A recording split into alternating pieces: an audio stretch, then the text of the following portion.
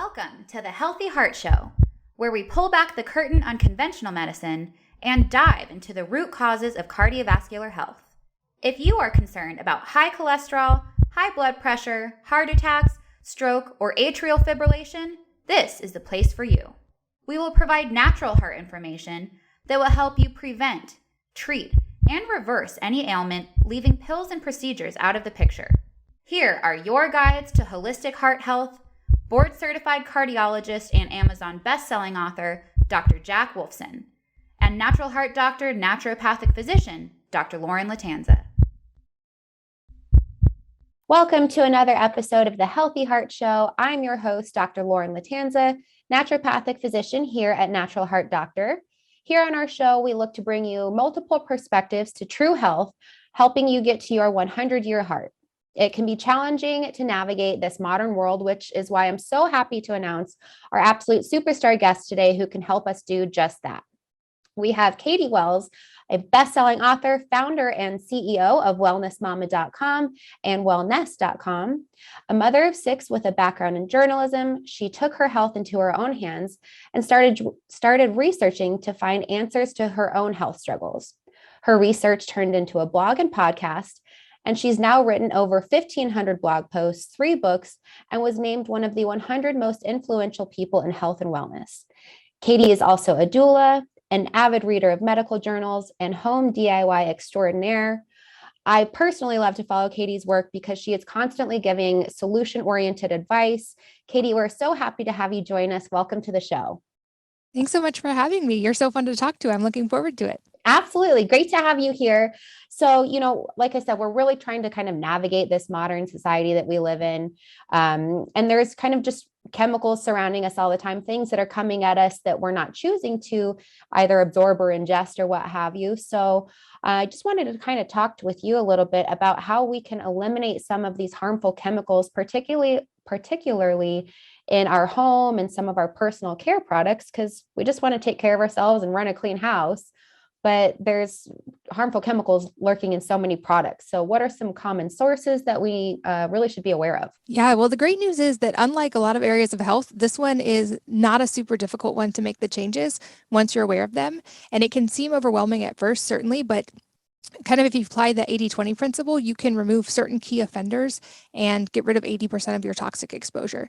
So a lot of people have probably heard by now that indoor air can be actually more polluted than outdoor air. And that's because of a lot of the things we bring into our home, as well as lack of ventilation.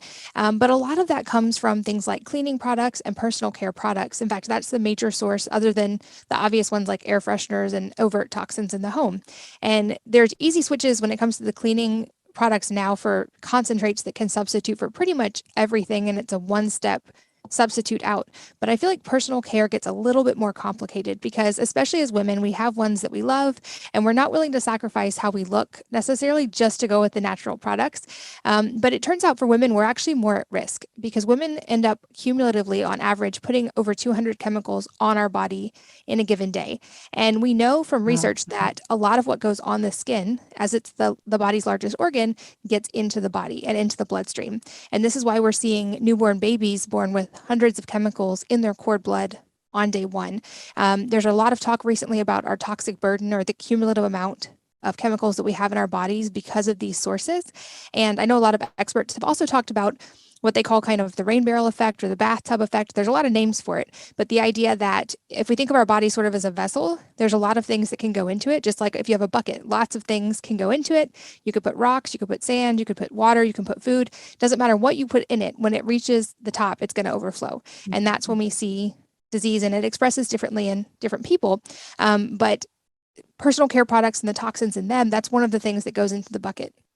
And so becoming aware of that, we can start to look at and identify some of the bigger offenders, which are often the things that are sitting on your body or in your body for long amounts of time. So just like the corollary would be with cleaning products, laundry detergent that is really fragranced is sitting on your clothes and you're getting low level exposure all day while you breathe it, while it comes in contact with your skin.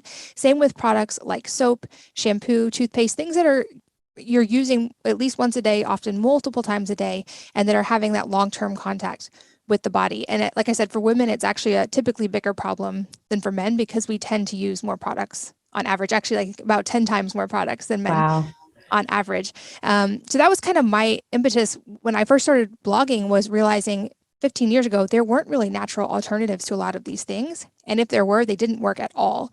And I wasn't willing to have my hair look like waxy and dry to avoid the chemical. So I started really experimenting with making my own. And all those recipes are still on the website at wellnessmama.com. But I realized about 10 years ago that even my friends who ate fully organic and had cleaned out all their cleaning products, they were still using certain personal care products, especially shampoo and conditioner and toothpaste from the main brands, because they worked and they were used to the feel of them and the smell of them and how they felt after using them. And so I realized if I wanted to really help change that, I would have to create things that outperformed the conventional alternatives, but with fully natural ingredients. And so that's kind of where I started with Wellnesse. But just realizing that kind of target alone, the products we've targeted with shampoo, conditioner, and now deodorant and soap and toothpaste, those are the biggest offenders. So if you can even just baby step start with replacing those, you've eliminated 80% of your exposure. And you might still have some in things like makeup, but mascara is a much less exposure, smaller amount than something like soap that's going on your whole entire body, or toothpaste that is going in your mouth. The mouth is especially interesting because things that go in the mouth can impact the entire body. And this is the reason patients who have a lot of dental work, who have a heart condition, often have to take antibiotics. We know that the mouth is so connected to the body. Absolutely.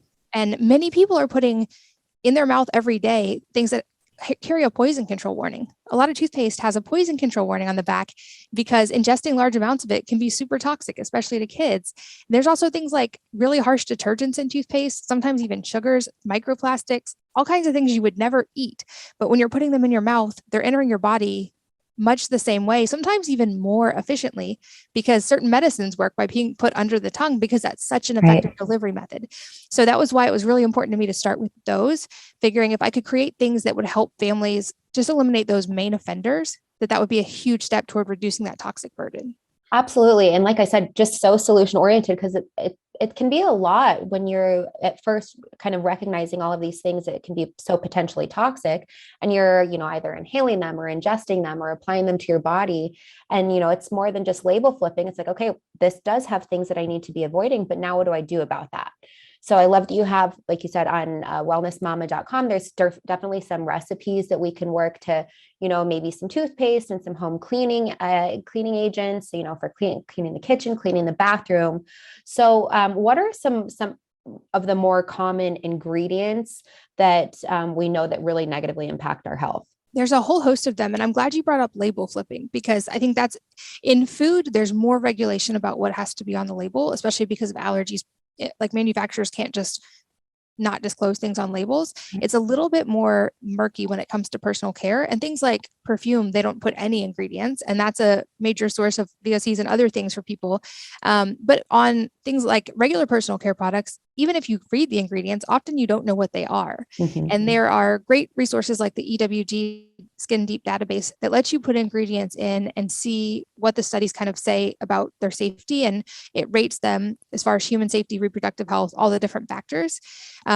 So what we did with Wellnesse was we only used ingredients that were rated entirely safe by the EWG. So they were green rating 1 or 2 on EWG. And even if people don't want to use Wellnesse products, I always encourage people, go on there and just check your products out, because you can search for the product or for the ingredients.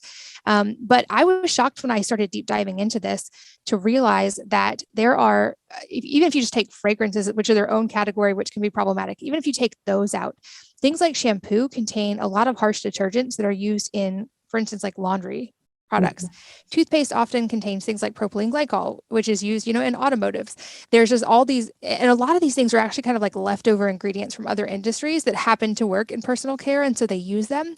But of the over 80,000 chemicals that we've identified that are used, very few have actually been tested or approved for safety, and they don't have to be. I know as a new mom, I used to think, oh, well, if it's used and sold in a store, it must be safe. And sadly, that's just not true at all. And there's just very little regulation when it comes to that. And I think we're starting to see a shift in that, both from consumer awareness and people being really conscious of what they're putting on their bodies and starting to research, and also from companies wanting to start making that change. And I think because there's not that regulation, there are third party, we opted to do B Corp testing and EWG verification for basically third-party verification of what's in ours because there's no regulation. But things like that are completely voluntary, and a lot of companies aren't making that jump just yet. But at least there are resources now to kind of identify the level of what's in your products and if they're safe or not. Right. Yeah. And definitely using your resources, because just assuming that, oh, it's, what is it? GRAS, generally regarded as safe by the FDA. That does not mean that it was created to put on or in your body. Like you said, it might have been just something that was an industrial chemical or industrial ingredient that, hey, it works to kind of bind this together. So we're going to throw it in this body care product.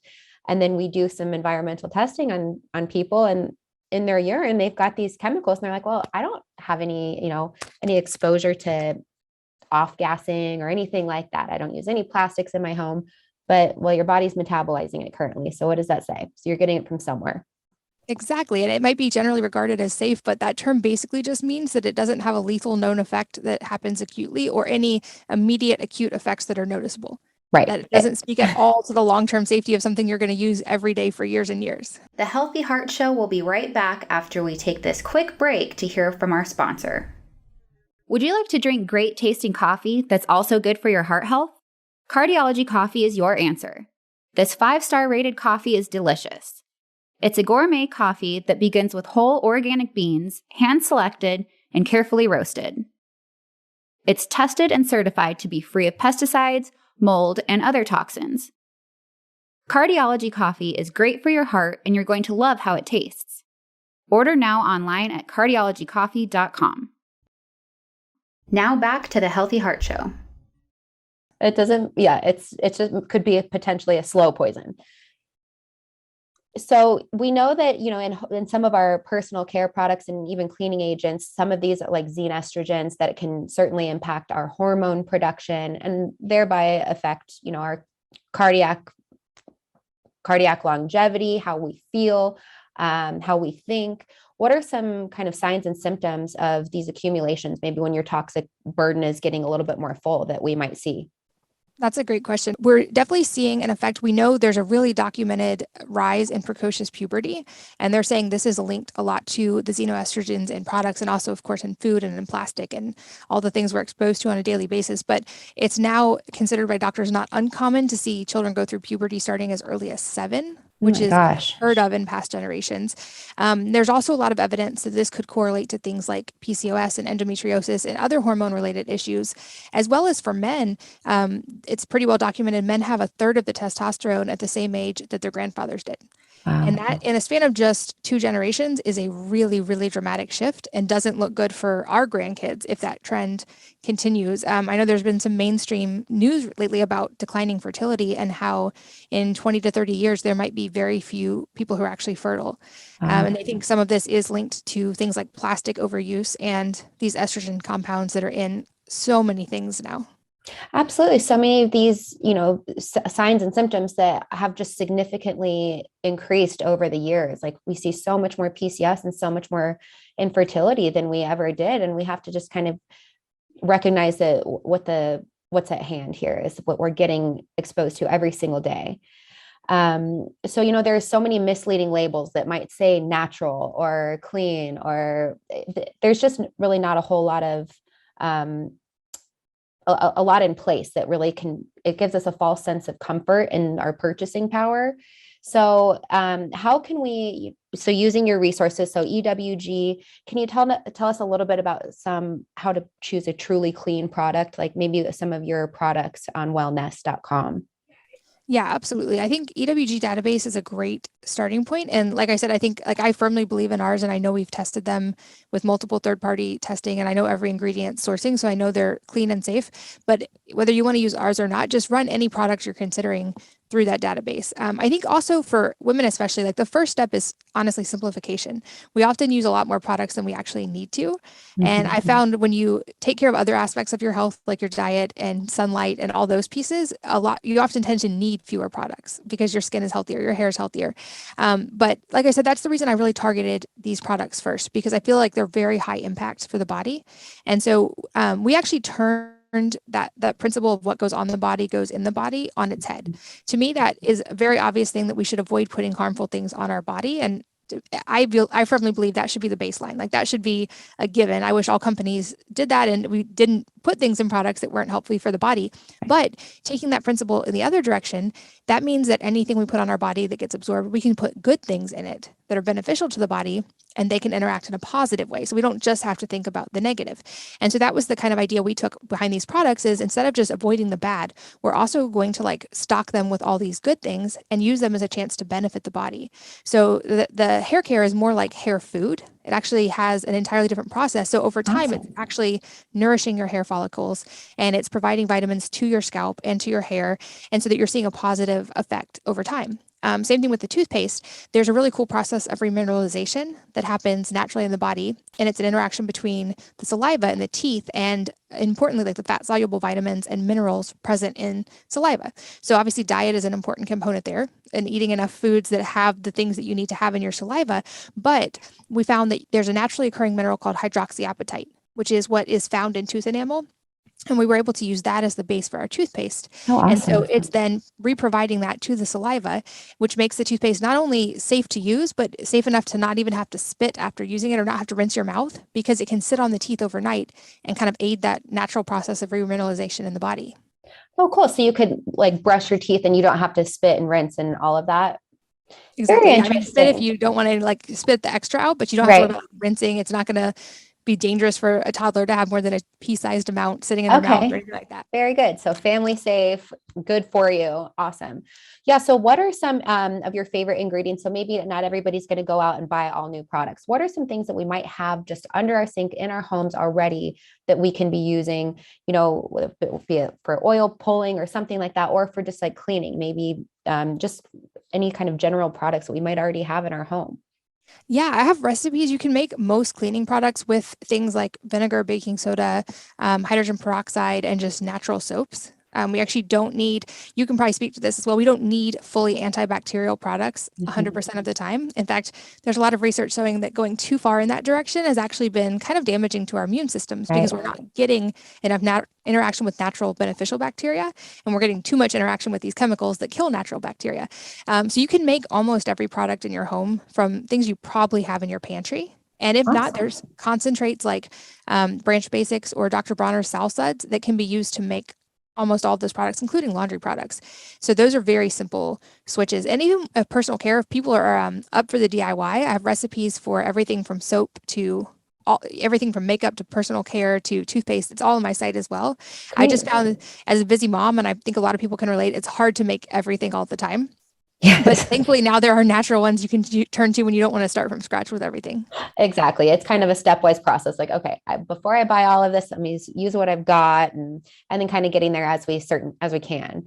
Well, that's great. I love that you've kind of included the makeup piece, because 200 chemicals for women to be exposed to every single day is just astronomical.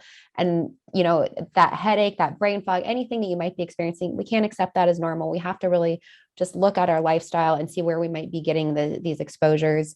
And like you said, just kind of keeping ourselves at a baseline of health as it is, so that we have naturally glowing skin and we don't need to cover it all up with makeup to begin with. I love all of that. So where can our listeners find all of these products and maybe learn a little bit more about your books and so on? Yeah, so all the products are, like you said, on wellnesse.com, which is just wellness with an E on the end.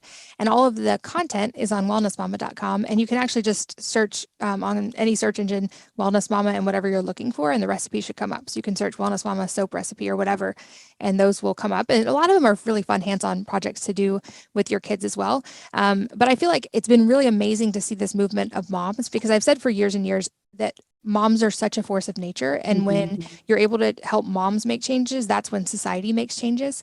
So with Wellness Mama, my focus was just providing really simple things for moms to help make those baby steps, because it doesn't have to be an all or nothing. It doesn't have to be an overnight change. When we make those little baby steps and help our kids make those baby steps, that creates the ripples that is going to create the societal change. Absolutely. And it has to be cost effective and time effective. Like, we're all busy. We just want to do what's best for our family. So if we can kind of get there, like I said, in a stepwise process, it's going to be, I think, the best lasting changes for all of our families. And then one question that I ask all of our guests is, how do you live a heart healthy lifestyle? So I've thought about this one, and I have a lot of my tips. I feel like in the biohacking world right now, there's so many really expensive things that are trendy and it can get overwhelming. And I personally have friends who do like 90 different things a day for their health. And I've kind of maybe gone a little in the other direction, back toward the simplicity, kind of even like I talked about with personal care, and that Absolutely. it doesn't have to be this hard. And often there's like age old wisdom that we've ignored and tried to like out supplement or out diet or out everything.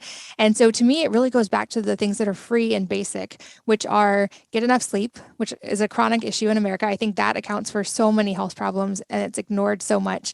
And then one of the totally free biggest health tips I give people is as soon as you wake up, assuming the sun's already risen, go outside for 15 minutes. It doesn't cost anything. Yep. And there's really cool research showing that that early morning light from outdoor sources, which is much more robust than indoor sources, triggers certain receptors in the eyes and has this really important hormone cascade. And over time, that helps get your cortisol in range, which of course affects the heart. It helps get your other hormones in range related to fertility and menstrual cycle. It also really helps with energy, and it sets the clock for you to be able to sleep at night. So that's going to kind of signal your melatonin production to improve that sleep piece. And then from there, I say just build the baby steps. Make sure you're hydrated. You don't need to overhydrate. Just make sure you're hydrated. And then start with foods that are whole foods, that are ingredients, not that have ingredients. And if you do that, you're 80% of the way there. That's when you can think about genetics and supplements and biohacking and all the more complicated things, or work with a specialist on a specific issue you're working on. But really start going back to the foundational things and figure out how to manage stress, which I think is the $1 trillion question right now for all of us after these last couple of years. So for each person that's different, but whether that's prayer or meditation or walking or movement, finding that piece that's going to help the stress sleep equation is a big one. Absolutely. Just like you said, absolutely foundational pieces, getting back to nature, kind of getting out of our own way, really setting up that foundational health. And rather than starting, at the top of the pyramid with these biohacking approaches, just got to have these really solid pillars to get us at a good foundation and really sort of build from there. Exactly. And I've said for years, you can't out supplement those things. You can't out biohack those things. No. And you don't need hundreds of dollars worth of supplements unless you're already have those things in place. And when you have those things in place, you might be surprised to find how big of a difference they make. And if you still need the other stuff, it's going to make those more effective too. Absolutely. Absolutely. So just, start from the bottom. And then of course, considering all of these external factors and, doing some good testing. Like I mentioned, we use a triple toxin panel to assess for, metals and molds and environmental toxins. So we can really fully assess if this is in your environment, if this is playing a part in you. So we test and we don't guess, but if you're not at a point where you're quite ready to do the testing yet, then just making sure you're cleaning up your environment and setting yourself up for success. And I love that you guys give people those tangible test results. And that's, I think, super helpful, especially like I had Hashimoto's in the past. Like when you have an acute thing, you need the testing and to work with a practitioner to figure that out. But also eliminating those other things first can help those symptoms show more clearly and help you really like pinpoint when you are working with someone and be able to take action versus like just coming in with this huge host of things. I feel like it gives some clarity. Absolutely. And like you said, when there's, an autoimmune piece or anything like that, there's often so much more going on underneath the surface. So we just need to do the digging and, see all of the data. That knowledge is power, and just kind of seeing where you're at and where we need to go with it.